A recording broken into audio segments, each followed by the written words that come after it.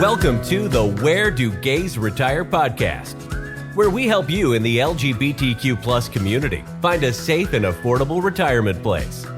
Join Mark Goldstein as he interviews others who live in gay-friendly places around the globe. Learn about the climate, cost of living, healthcare, crime and safety, and more. Now, here's your host, Mark Goldstein.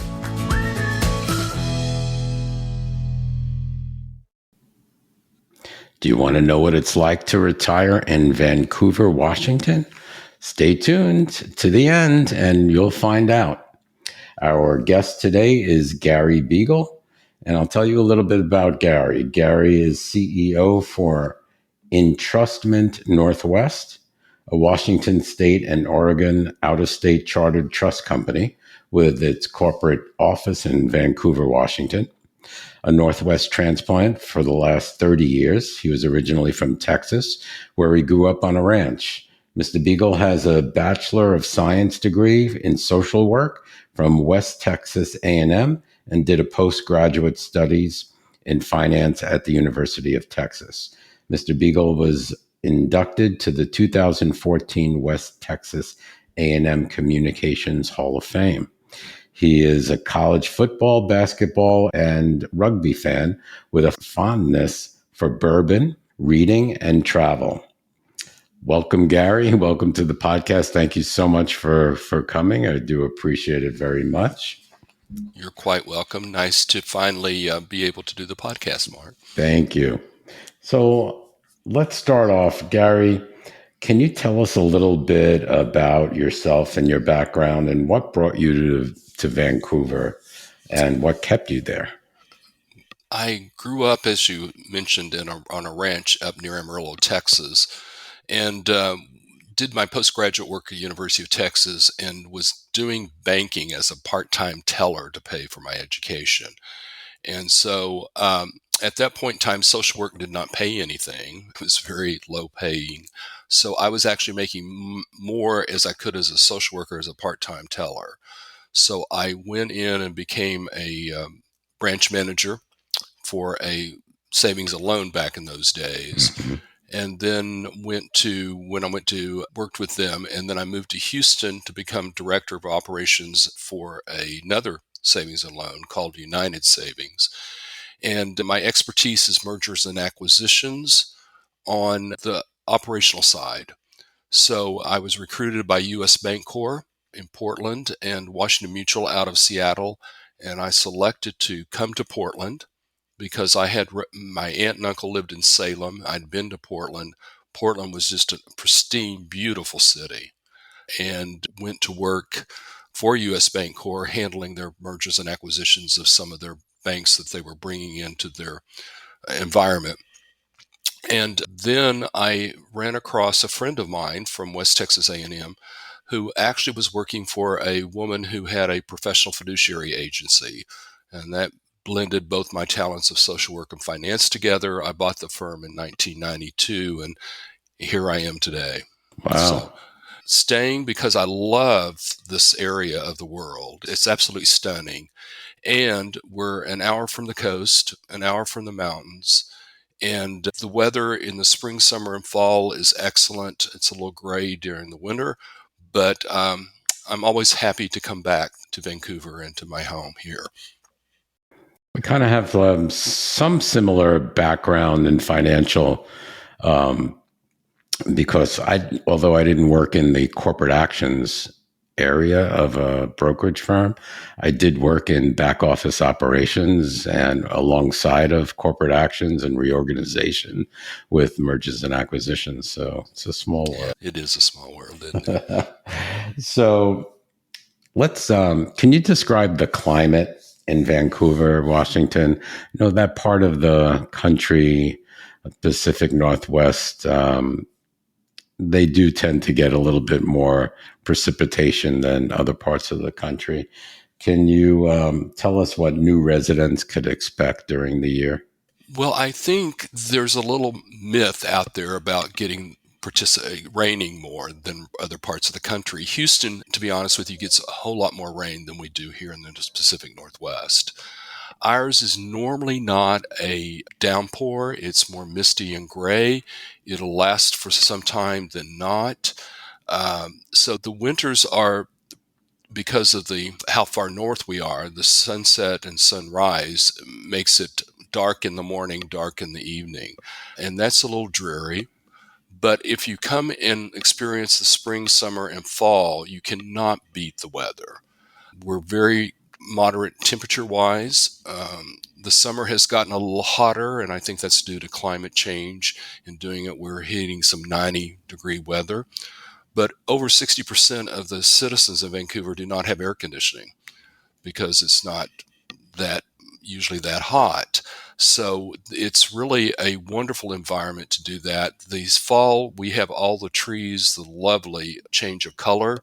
The spring, everything comes out. And unlike other parts of the country where I have lived in the past, our plants and our vegetation do not burn up because it's so hot. So we have a very colorful spring here, and it's just beautiful. So that's what you can expect. I will say that we do take off during the gray time of the weather. We're 2 hours by flight on to Palm Springs.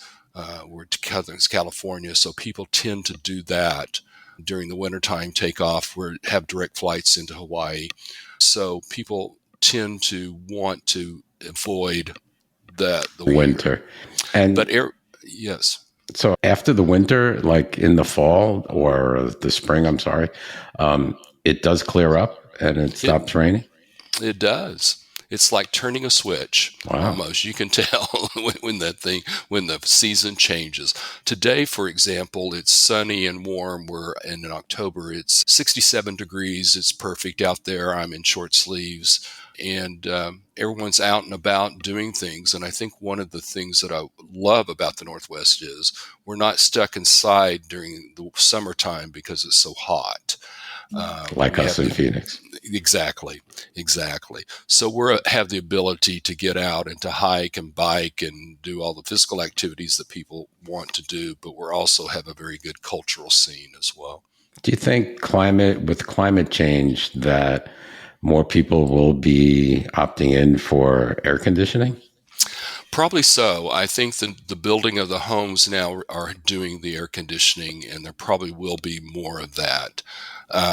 But again, it really depends on how much the individuals can take without air conditioning is going to be the driving factor here. And I could see a lower electric bill in Vancouver because of the times that you won't be needing air conditioning in the winter and the fall, maybe in the spring. That's correct. But also we have a public utility, Clark County Public Utilities. In Bonneville, which is the leading generator of electricity through the Columbia River system, we get our electricity very inexpensively here. So, for example, probably at our house, and we do have air conditioning, we probably pay in the summer $70 really good to do it. So we're not at risk of having another company such as PGE or one of these other larger providers come in and hike up the prices. We are publicly owned, which means myself as a user of it is part of the owner of the public utility. So I think that's what makes us extremely unique. We do some solar energy and wind energy through the Columbia Gorge, but overall it's very inexpensive due to the Bonneville power plants that we utilize. That's great. Can you tell us about the geography in the area? Any notable natural features or outdoor activities that are available? Absolutely. We are mountainous around the valley. We have within our driving distance, we have Mount Hood, which is skiing, Mount St. Helens, which everybody is probably familiar with because it did erupt to do that. But there's Mount Rainier up near Seattle, Mount Adams, which is near us as well. And then you can go to the Bend region and have Mount Bachelor for skiing and snowboarding and all the wonderful winter activities that you do. And it is sunny usually up on the mountains. When I've gone up during the wintertime, it'll have snow, but the sun is out and about. So that's really good. We're also This is the valley where Portland is extended out to the Willamette Valley, which is a large bread basket for the rest of the world and country, where everything is grown through that valley. But also, we're an hour and a half from the coast, the Pacific coast. Oregon's coastline is absolutely beautiful. It's got rugged, appearances to it, which is great. The Washington up around Long Beach does not have as nice of a look to it. It's pretty standard. It reminds me of Galveston, Texas, actually. But we do have a rainforest up on the peninsula as well. So here you can experience just all sorts of type of topography. If you go up toward Mount Hood, there's the plateaus there. It's high desert, and it has a different feel, a different look to it. And so you can experience that all within probably an hour and a half drive from Vancouver. Then, of course, we have Seattle, which is 2.5 hours, and Portland, which is just 5 minutes, 10 minutes. Absolutely, 5 minutes over across the bridge. Yeah. That makes it convenient. We'll talk a little bit about that too, and savings. So let's get into cost of living. How would you rate the cost of living in Vancouver as compared to other cities in Washington, or in comparison to the U.S. average? Well, thanks to us doing the podcast, I actually did research on it, found out we're pretty good. We're 11% less than any other city in Washington State. And that's the Seattle area. We're probably more is better here with that. Mm-hmm. The median house prices are still fairly reasonable. It's $500,000 approximately. Mm-hmm. But Vancouver is made up of its city itself, but Clark County is made up of several smaller cities, such as Washougal, Camas, Ridgefield, Yakult, Battleground. And the Camas Washougal is considered to be the higher price, higher end of real estate because of the school districts that they have and because of the provider of services that they do through that. Ridgefield is quickly coming up. It's smaller cities that do that with a higher quality of life. I think you will see in them. Vancouver has an excellent one, but they're very small cities, easy to get around and do that. So, and I think the cost here of the economic advantages is we have no state income tax. Mm-hmm. So we have lots of people moving in from other parts of the country, California, Oregon even, that really can benefit by not having their incomes taxed by the state. It also applies to entrepreneurs who are selling companies. They always move over here prior to selling them to do that. Also, Oregon has no state sales tax. So you can actually drive 10 minutes across the border, purchase large items and not pay sales tax and come back into to Vancouver. So you have all of those advantages to you in the cost of living. So I know Oregon's a 10% approximately state income tax. So if you live over there, you're going to pay 10%. Unfortunately, if you work over in Oregon, they're going to tax you on your income. Mm-hmm. But we have a lot of companies that have moved over here from Portland, large companies. Zoom, who does Zoom Info, is here, headquartered here. Banfield Pet Hospitals and Clinics are here. Fisher's Investment has a big company building and infrastructure here as well. So I think you see a lot of people moving into this area just because of the tax situation. Yeah, it makes it kind of convenient. If you do your Costco shopping, you can go do it over the bridge in Portland and save on sales tax. Exactly.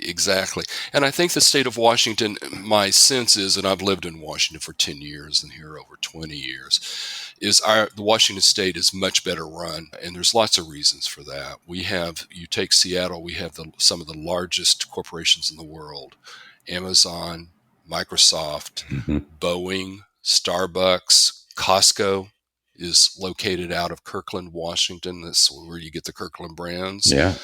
And so we collect a lot of taxes. And so those taxes are used for rainy day funds and to make sure we have money if we run into issues with the economy.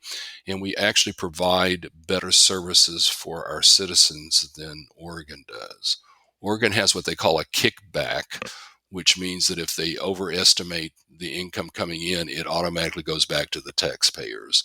So they don't build the nest eggs that they need to, and Right. their budgets are pretty tight over there.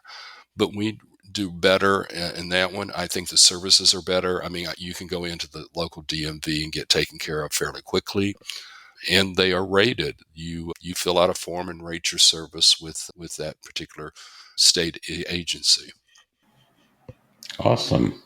So, do you know what the median home price is in I Vancouver? I did look that up. It's 556,000 Okay. is the average, but it's lower in the Vancouver downtown area, which surprised me. Hmm. But again, I talked a little bit about the Camas Washougal area, and those are more if you're family oriented and wanting school districts, you're going to go into those towns just because of the ranking of the education system. They rank very high within the state of Washington up against the Seattle suburbs and do that. So you'll see more high prices up there. But you'll also see that in Vancouver proper, we have boomed and have really done some great things with the development of condos, apartments, other housings within that system. So, as I understand, Vancouver's downtown or riverfront, they were building up, Right. and they built that up. It's supposed to be beautiful. And I don't know what's on it to offer people. I don't know if they're restaurants or what have you. How is Vancouver set up? You have three distinct areas. You have the waterfront, you have the downtown area, and then you have the uptown area, which is where my office is located. The waterfront itself was the Port of Vancouver set out a master plan, and it's been implemented, which is great. We have apartments, condos. We have probably 20 restaurants down there now. Some of the Seattle larger restaurants have come down, such as 13 Coins, Gauchos, which is a steakhouse type thing, Wildfin. We have a Hispanic restaurant, more on the Miami scene with tapas into it. Lots of wine tasting places because Washington and Oregon have become pretty well known in the wine industry as having some really good wines from the vineyards. And so they have those. They've built a new parking garage down there. We have a new high-end senior housing type of facility coming in, which shows that those people know that this is going to be a good area to do. They're further developing it, and we're going to be having something similar to Pike's Market up in Seattle. Mm-hmm. They're starting to work on that. I think that'll be good. We have it's just a great area to walk and to visit and do it. They do summer concerts there, and then you have all the nightlife that you could want there. Sounds like a destination now. It is. In fact, you walk over there and you'll see more Oregon bladed cars than Washington. They're coming over. They are, and we have friends that come over routinely because the restaurants are very good, and you don't have the hassle of the parking and the driving that you do. Important. Yeah. The downtown area is the core. They're redoing a little bit of it. We have one of the best Saturday markets I think I've seen in my experience. It's located downtown. We have a large park called Esther Short where all the events are held. So the Pride in the Park, which is our LGBTQ plus celebration, is held there. We have Brew Fest there. We have Jazz Fest. We have any type and every type of outdoor activity you would want to experience. And the market is there, and the parking is great. Downtown has some good restaurants as well. and we'll be able to take of that. And downtown has some corporate offices here as well. And then if you come to the uptown area, it's a little more laid back, I would say, than the waterfront. It has it's a lot of walkability and has great restaurants through here. Neighborhoods are right attached to the downtown and to the uptown area. And you might not know this, but Vancouver was voted the number one hipster city in America 3 years ago by a British firm. And the reason for that is we have the number one thrift shops per capita, which is what hipsters want, marijuana shops, of course, brew pubs, and the housing was part of that as well. The cost of housing was on that one, and as well as just the total walkability of the area. So we've done well in doing that, and our city council has done a good job of working with developers to ensure that the viability and the walkability is done within these projects. So talking about walkability, so the riverfront, I'm assuming, is walkable. Yes. So you can walk. And how far does that stretch, the riverfront? Oh, it probably stretches a mile. Okay. To that. Downtown is very walkable. Uptown is very walkable. And you have to realize these butt against each other they're blocks, just blocks. We've got a new Four Seasons grocery store here, very similar to Whole Foods. It's local. And they promote local produce and everything else at the farmers market as well. So you do that, but it's very walkable between all three of the areas that I described. But Vancouver is still set up where you do need a car, correct? That is correct. And one of the things I was just thinking about that is you have Vancouver is part of the Portland metro area, and we are Washingtonians. We are not Oregonians. And so it's kind of interesting to see how the dynamics work, because we do have to take our local paper here, which is it's been in over 150 years here, to get our news about Washington. But if you want, we have what we call CTRAN, which is an excellent system here. It does feed into the Portland metro system there. And so if they just go across the river, we have a Max Line light rail that you can get onto. We have buses terminals you can do over there. But I would say it's lacking in Vancouver. In public transportation. It is. It's probably one of the areas that I would say that do not compare to other cities. So does the light rail go from Vancouver to Portland? No, that's on the plans. We're getting a new I-5 bridge. The part of the plan is for that to come over. Vancouver and Washingtonians have been a little resistant of that, just because it's going to change the culture. Well, it's going to change the culture. Yeah. Can you imagine having a light rail that goes to Costco? Exactly. They'd be going back and forth. Yeah. So exactly. Okay. So as far as utility costs, we kind of went over air conditioning, but as far as utilities, water, sewer, electric, gas and electric, cable, how reasonable or unreasonable are they? Well, I think the utilities, and I'll talk about cable and internet services separately, the utilities of water, gas, electricity, all of that is extremely reasonable. It's a lot less than what I was paying over in Portland and still pay on some properties that I have over there. So I can tell you that it's very reasonable. Like I said, the public utility for electricity is actually something that really benefits the individuals utilizing the service. The city is very well run on that, and I think that the utilities are very reasonable compared to that. I think if you add all the utilities, the gas goes up during the winter for us because of the heating cost. electricity, water, which includes a lot of storm assessments, sewer assessments. I think it's probably around 125 a month would average out is what mine does. And we have a 1,500 square foot house, and that's probably our water bill is more high during the spring summer area because we have a quarter acre lot to do it, so it's a little higher on that one. The cable service and internet I'll break down. Cable is expensive here. Comcast and Xfinity is the provider. You can look at other options. We recently just dropped our cable entirely through that one.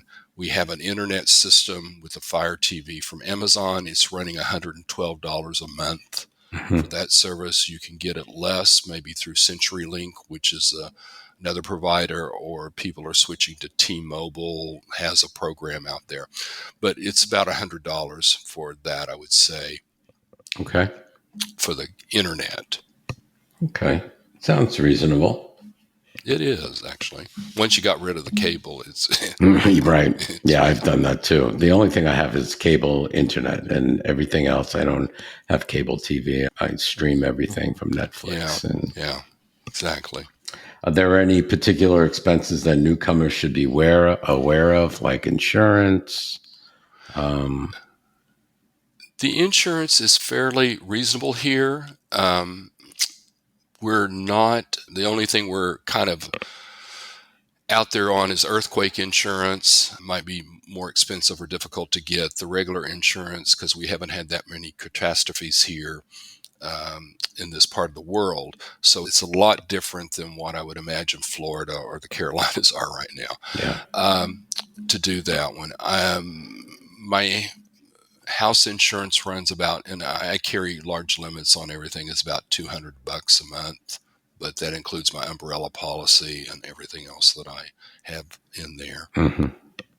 The auto insurance is decent compared to maybe some other cities and that as well, but so the insurances are very reasonable here compared to Oregon in some areas.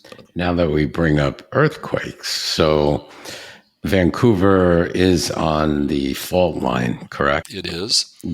Since you've been living there, have you experienced any earthquakes, tremors? In the last 30 years, one. That's it? Minor one. That's it. I've experienced more in Palm Springs than I have here, actually.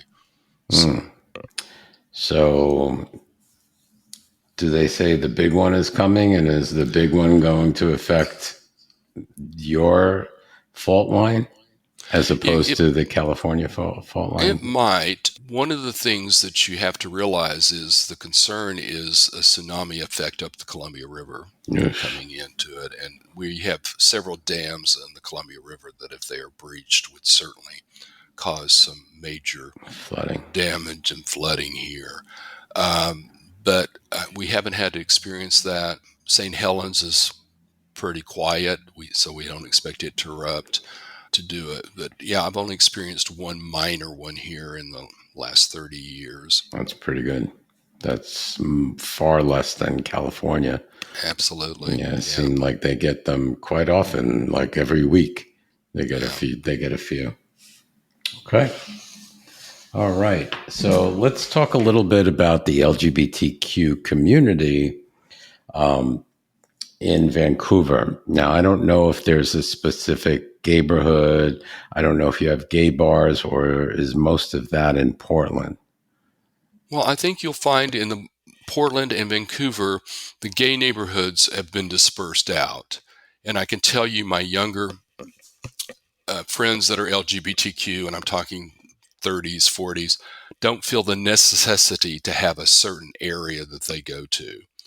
So I think that's the big difference that I would experience here. And that might be true of a lot of metropolitan areas right now.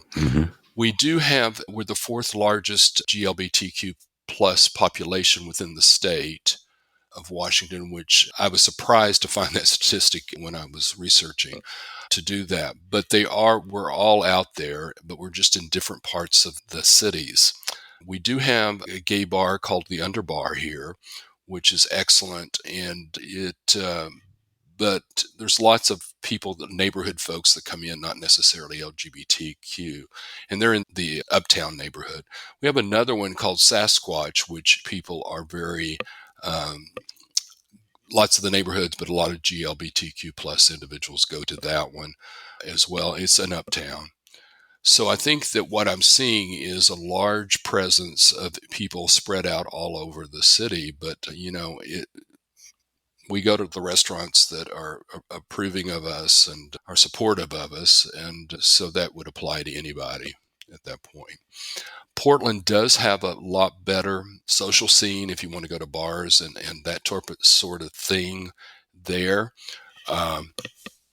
And they have a wide range, but they're spread out as well. They're not necessarily in one area. We used to have what we called Stark Street back when we first moved here that had concentration of most of them. Now there is a few in downtown, some on the east side, some on the west side. It's just where people can get to and do that. But there's a lot of neighborhood bars that people go to that are just more, that are accepting and closer and to do that area. Cultural wise, we do have a very strong presence of things that occur here. Like I talked about Pride in the Park, which is separate from the Gay Pride over in Portland. It's much smaller scale, but it's a wonderful event, and it'll last all day Saturday. The one we just went to it this last time. Lots of performers, lots of people out in, community booths, resources are all there for people to look at. But they also have a lot of plays, a lot of symphony is here. I'm on the board of the Portland Gay Men's Chorus. We do events over here. In fact, we're doing one in the next few months at Magenta Theater, which is a smaller venue here. And then we have a lot of the wineries that support and are owned by GLBTQ plus individuals, the tasting rooms. So we support those as well. Portland gives you a much more bigger sense of culture in that we have the plays come into Portland, the Broadway, the singers, all that. We have the Arlene Snitzer Auditorium, which is probably like the old Fox theaters, where it's a beautiful venue. We have a smaller one literally across the street to do that. And then the Reeser family, one of the Reeser family members built a Reeser Center out in Beaverton, and Portland Gay Men's Chorus has actually performed there, was one of the inaugural performers there. So there's a lot of activities to do. You just have to look around them to determine what they are to do it. What's the population of Vancouver? Do you know? Vancouver is about 100,000, a little over 100. The metro area of all the cities is around 500,000. Okay. So we're a fairly large metropolitan area that is not an Oregonian area. And Portland, do you know what the population in Portland is? Yes, I did look that up. It's 1.3 million, 1.4. There's quite a substantial difference between the both size cities. Yes.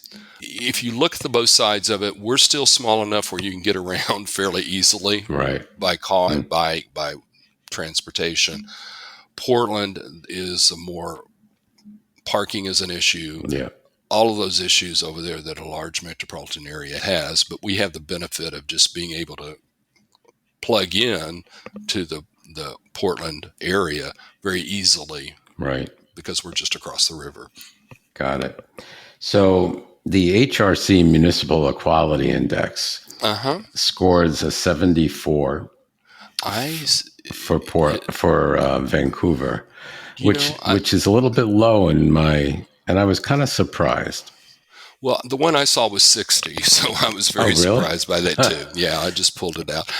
And so I was thinking about why that is, and I'm not really sure. I think that the East County, which is pretty red politically, and a lot of things is I don't think we have the infrastructure for gay GLBTQ plus individuals, and I'm talking about the medical, specifically for them. And a large part of our firms, probably, Fisher Investments is one that is very conservative. Jim Fisher is very conservative, and I think that probably affects a little bit of those type of corporations that are here that are into that with HRC.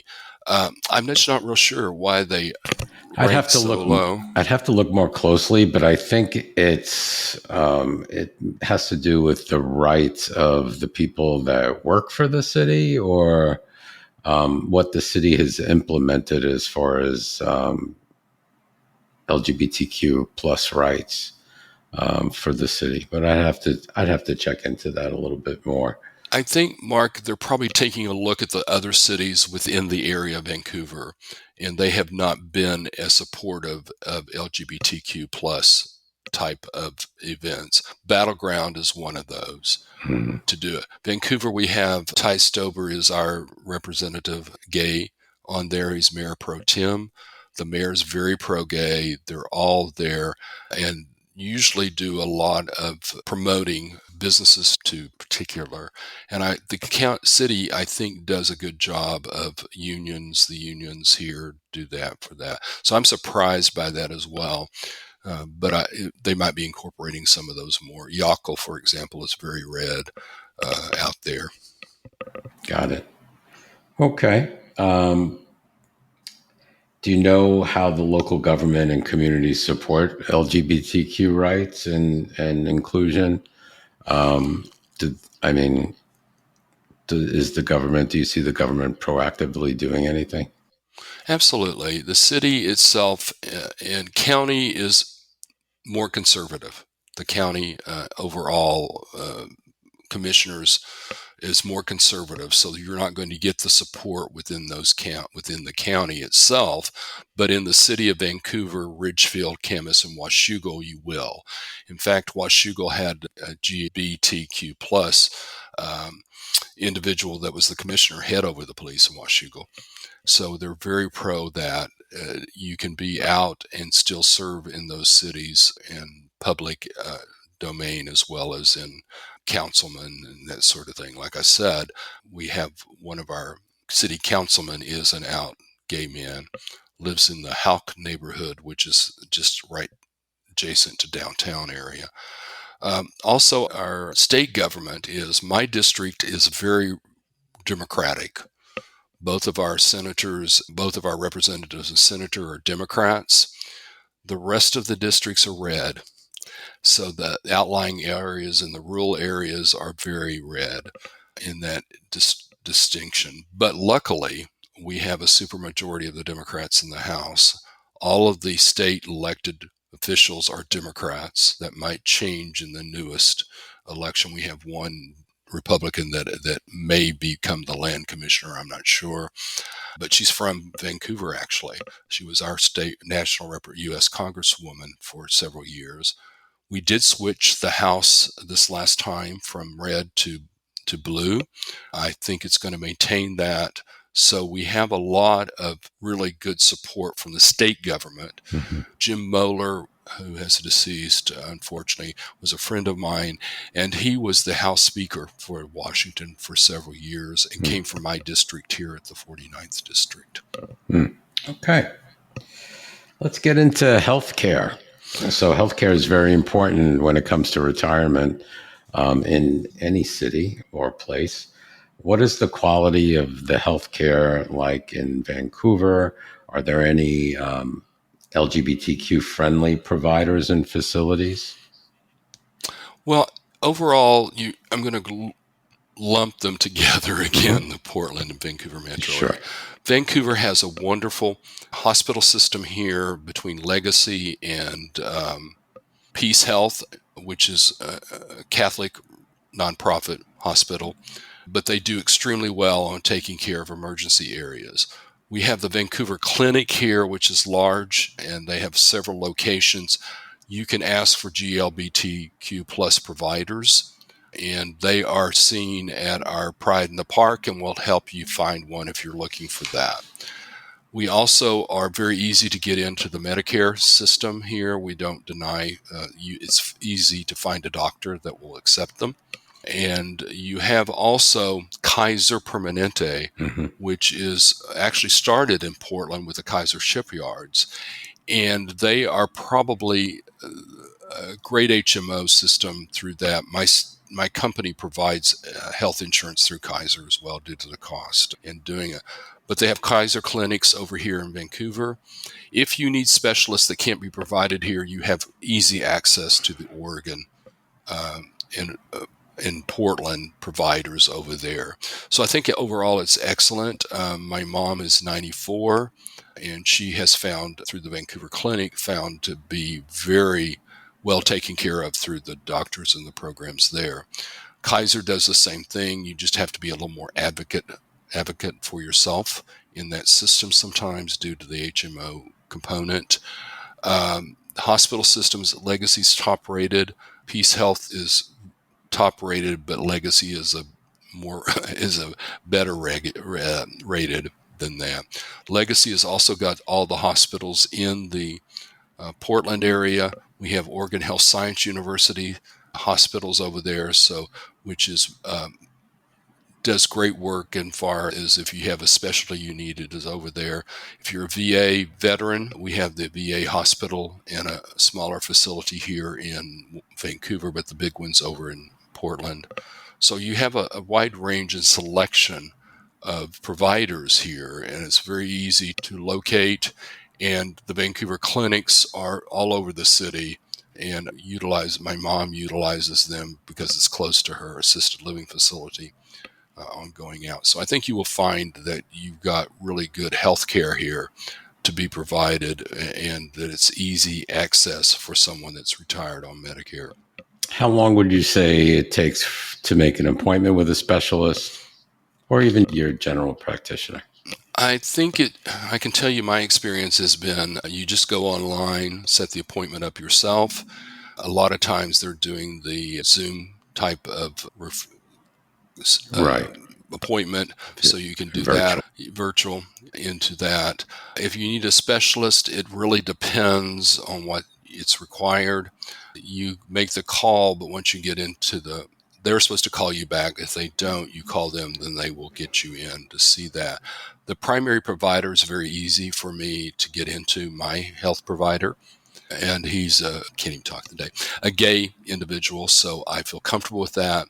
My Vancouver clinic docs are all gay supportive as well, so I don't have any problems with those whatsoever. So I think it's an ease of getting into the system is very good. How about appointments? Is it like 2 weeks, would you think, for going in? I had an appointment with my doctor, went in one day and got it the next. Oh, wow. So, I mean, it really is that sort of system. Now, Kaiser might be a little differently than if you're on Medicare and you have the other benefits to do that. But Kaiser will tend to, if you have an issue that you need to get addressed fairly quickly, will do that. And I have used Kaiser before, and they will be able to do that for you. Okay. How close is the nearest hospital to you?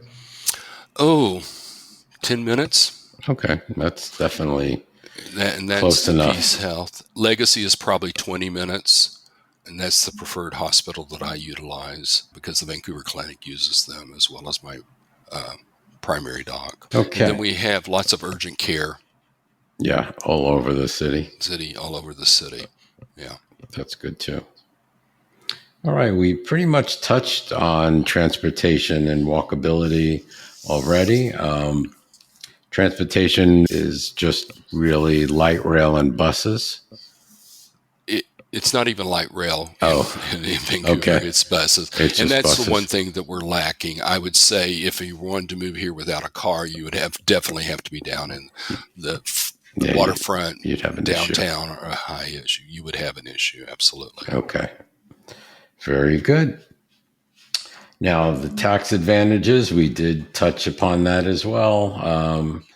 I like that idea, though. No state tax, and you go right 10 minutes away into Portland, and you have no sales tax. So that's really good. How about does Washington tax you on 401k, IRA withdrawals? Or not on the state level. Not on. Oh, that's right, because they don't have state tax. Yeah, it's on the federal level. Okay. So all of that is zero, which is nice. I do have some statistics on the metro area where like I said, we're around 500,000, 516, but our median age is 38. The median income is around 91,000 Okay. for us, which is fairly decent. Poverty is 8.5% for the Clark County, Vancouver. And I think that is pretty decent. I will address the homeless situation, which all large cities are done. Yeah. Portland has much more issues than we do in Vancouver. We, as a electorate in the city of Vancouver, voted to tax ourselves to provide services for the homeless. And so what we have done is through the Vancouver Housing Authority, they have purchased two hotels out near the mall area, converted those into housing. We have housing districts with pallet little houses in it that are segregated and done well. The only issue is that we have is the camping thing, but they've really tried to work through the issues of that. I don't see any of the homeless areas except down in toward the port area where there's grain and deliveries and things like that. We do have a trail that we do runs through the city, and you'll see pockets of that there.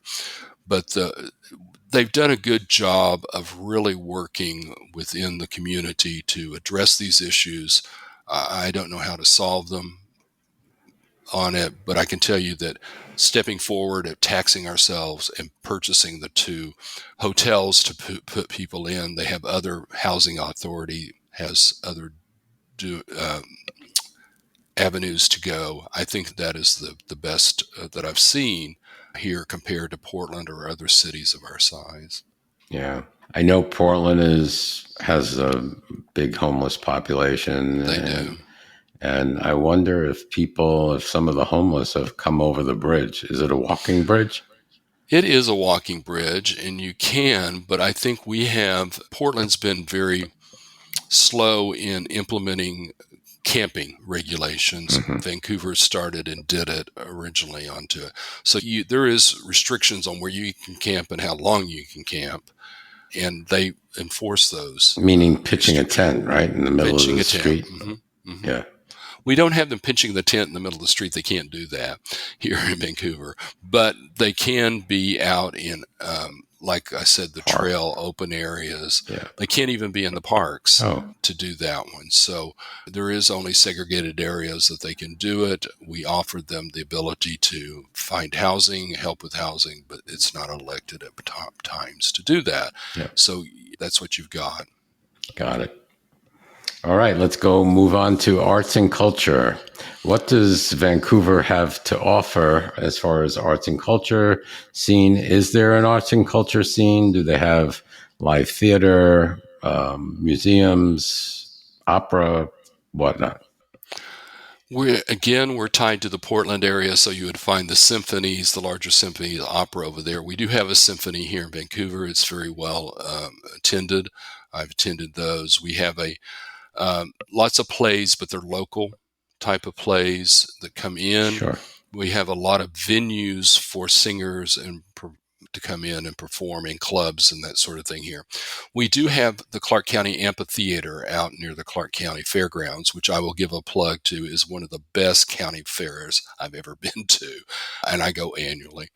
But we have large groups come in. Imagine Dragons was just here. We had Rod Stewart was here. Cyndi Lauper was here. You have all of the country western venue singers here. And so you have the ability to attend those things within a very 20-minute drive from here. Getting into the parking lot's a little hectic, but other than that, you can do it. The tickets are fairly reasonable for that. So you have a large area of that. That's great. We have a Native American casino here called Illinois, and they also have lots of music venues there in doing that. We're probably lacking in the plays and the that type of venue, but Portland has them. We have a GLBTQ plus playhouse that performs there. We have the Keller Auditorium provides a large venue for musicals that are on the road and come through. And then the Schnitzer has the symphony, the opera, and those type of events there. So we have a large cultural scene tied into the Portland area, but you can certainly have culture and arts and singing and all of that within Vancouver as well, which we've elected to do. The Portland Gay Men's Chorus is located, and we sing out of Portland, either in the Beaverton locations, which we've done, or the downtown Portland, but we're branching out and doing venues over here as well. Got to start the Gay Men's Chorus in Vancouver. Well, a lot of Vancouver men and like myself we have 200 singers on it, and I would say probably 50 of those singers are Vancouver individuals. Yeah. I think a lot of people, they just move over from Portland to Vancouver. They do. They like it a little bit better. So that's true for me. We won't say anything to Paul. That's true for me. And I always plug the Vancouver, Southwest Washington as being a perfect place if you want to experience Portland and all it has to offer. You can do that, but tax-wise and smaller size and drivability and all the things, Vancouver absolutely offers that to anyone that lives here. Very good. How about dining and restaurants? We are just so good over here. Like I said, the waterfront has some of the best restaurants that you'll find in the state here. And the Oregonians flock to the restaurants over here to do it. I'm surprised a lot of the Seattle big, well-known restaurants have made a presence here. And I talked a little bit about Wild Fin, Gacho, 13 Coins. There's some very high, very well-starred restaurants here. You can go anything from the Dives, which is decent food, to do that one. The oldest one we have is called Joe Brown's, open for breakfast and lunch, and it walks in and you're looking at the 40 dining scene there. But great hamburgers, great breakfast. You have Amaro's Table, which has several restaurants, but they're really good, and they do have really good bourbon bar with that. And I know you like bourbon too. I do like bourbon, so that's where I go usually to it. Then there's another one that's opened up here in Uptown that has a great bourbon bar as well. It's tied to O'Shannon's, which is more of a beer type pub with food into that one, but you can find those very well. You can find any type of ethnic food that you would like within the city, and they're highly rated in those areas as well. So yeah, we have a great restaurant scene, and you can usually find what you. And there'd be no shortage of choices, it sounds like. That's correct, and good ones. They're really good restaurants. Awesome. I have to come visit Vancouver. You do need to come and visit Vancouver. I do. Absolutely. And the food is diverse as far as different international cuisines? We have a lot of different cuisines. We have East Indian food, Asian food here. We have Asian, we have Hispanic. We have what I call Tex-Mex, which is what I used to down from Texas area. Then we have of course, seafood. My gosh, we are just, that's my favorite. Used to think Red Lobster was a seafood restaurant when I was in Texas, but I have certainly learned the difference between that and now. So we have a lot of that. We have a lot of the wineries that have paired great food with it. We have different types of ethnic foods on that one. So you can find a lot of those in there. If you don't have them in Vancouver, they certainly have them in the Portland area. Cuban is a big one that I enjoy. We have one restaurant in Portland area and some Cuban selections here and certain restaurants here in Vancouver. Sounds yummy. It is yummy, making me hungry. Yeah, I'm always hungry, so. All right. Talk a little bit about crime and safety. How safe is Vancouver for residents, particularly the LGBTQ plus individuals and retirees? Would the gay community, as opposed to anybody else, feel safe in Vancouver? Would you feel safe if you had to take if you had a dog? I don't know if you have a dog, but if you had to take your dog out at 2 a.m. By your house to go to the bathroom, would you feel safe? I think the question is yes. I looked up the statistics for that, The city of Vancouver and Camas, Ridgefield, all those are A+. Oh, They're wow. very good to do that. The pockets where they are C's are outlying areas. And then, of course, the red areas that I talked about, Battleground, Yakult, probably is not as, I would not want to move there because I think that they would not appreciate the LGBTQ plus community as we should. The rest of the city is fine. My husband Jim walks all over the city, has no problems with that. Taking dogs out, have no problems within these neighborhoods as well. And I think you will find that a lot of them neighborhoods are safe because people are accepting. There might be pockets of some crime areas that are not as amenable to LGBTQ plus individuals. But overall, the city, when I looked at the map, was all A+, very few C+, and maybe 4 or 5 little F areas that they got an F on. So I think that is a good one. When you go across the river, it's a little different story. But here we're very good, and we have a very good police department in Vancouver that is welcoming to the LGBTQ+, and we have lots of police officers that are gay or lesbian, or trans or whatever here. Would you feel as safe being a gay person, LGBTQ person in Vancouver as you would in Portland? It depends on the area of Portland, but 100% I feel comfortable in walking and taking. I have had no fear whatsoever in the Vancouver area at all.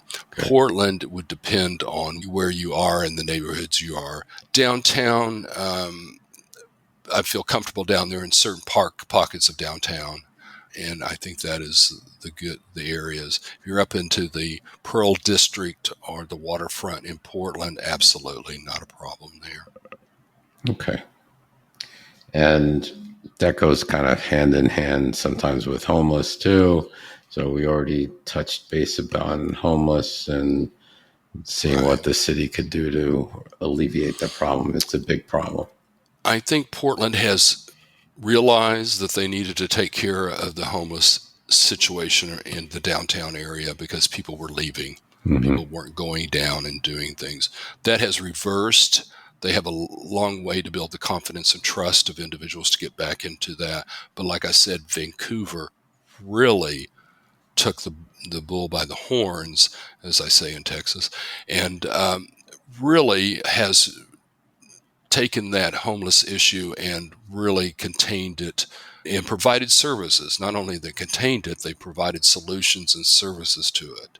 And I think that's what distinguishes us from any other city that I know, because we did that. And I'm very proud that we did that. Awesome. Okay, in conclusion, for somebody considering retiring in Vancouver, what advice would you give them? I would say that I would really look at Vancouver as being a place for retirement. We have lots of retirees that have moved up here and doing it. I think the quality of life is excellent. The cost and benefit of the no state income tax and being able to go across the river for no sales tax is great. Our healthcare systems is highly rated through all the providers that we can have in the area. I also think that as we age, you need to look for communities that will be supportive of you. Mm-hmm, absolutely. For us, we had a condo that had stairs. We have moved to one level. I'm all about one level. Absolutely. And so there's a lot of neighborhoods that were built in the 50s that are one level and are very good. You have a lot of the downtown area, which is well. If you want to rent, you can certainly do that. You don't necessarily have to buy. There's some great areas in which to do that. Ease of getting around is one of the things that I really like.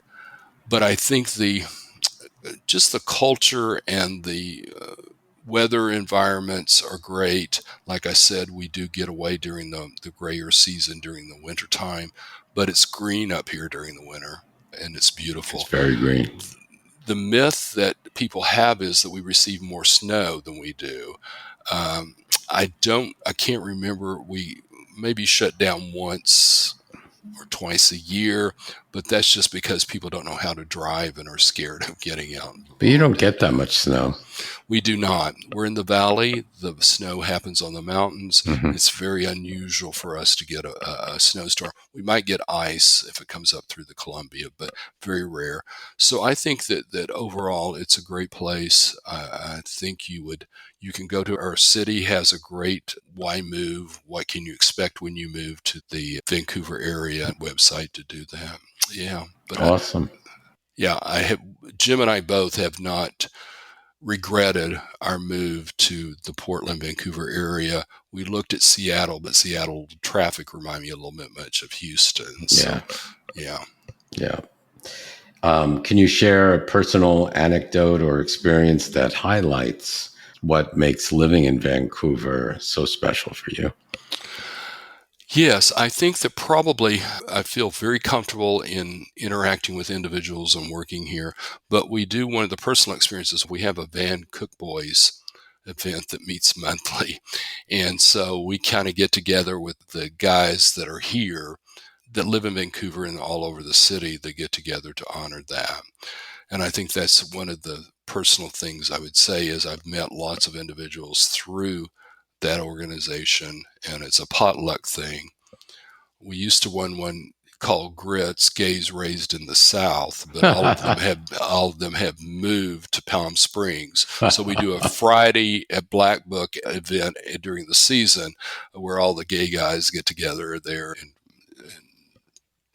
talk about our Southern roots. But it's a great way to do it. Personally, I think Jim has found a great environment for walking and meeting people and doing that one. He's a golfer. There's golf here.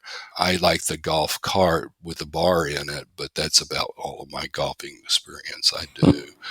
But there's lots of activities out here. So personally, I think I would say that I found my home. I would say that too. You've been there for quite some time. Yeah, I found my home. All right. And okay, so we will wrap that up in closing. Would you like to add anything or share anything for our listeners about life in Vancouver? I think I would only share that we have had lots of people moving up here and the reasons are different. But I think they feel that they're inclusive here. We are a bubble in the national scene because we are blue all on the West Coast. Mm-hmm. I was in Texas and I was just taken back by the differences between the Texas environment versus ours here in Washington. And they move here because we have different ways of taking care of our as we should take care of them. But you have lots of options here. We have you don't have to have money to get good care here. We have great Medicaid systems for that. We have adult family homes, which are 5 to a home that allow them to be geared toward LGBTQ plus individuals, as well as I have Christian Scientists that, of course, have their own religious beliefs, but they're able to be accommodated. So overall, I think we're a welcoming city, state, county, not so much sometimes, but we really strive to make our lives better within our communities. Sounds great, Gary. Well, Gary, thank you so much for coming to the podcast and sharing your experiences and thoughts about Vancouver, Washington. We definitely appreciate it. And thank you so much. You are quite welcome, Mark. Thank you. And hopefully people will find the perfect home for them and they retire as well. I'm sure they will. Thanks, Gary. You're welcome. We'll see you. Bye-bye. Thank you for listening to the Where Do Gays Retire podcast. If you enjoyed today's episode, please subscribe to our podcast and consider making a donation by clicking the coffee cup on any page at www.wheredogaysretire.com.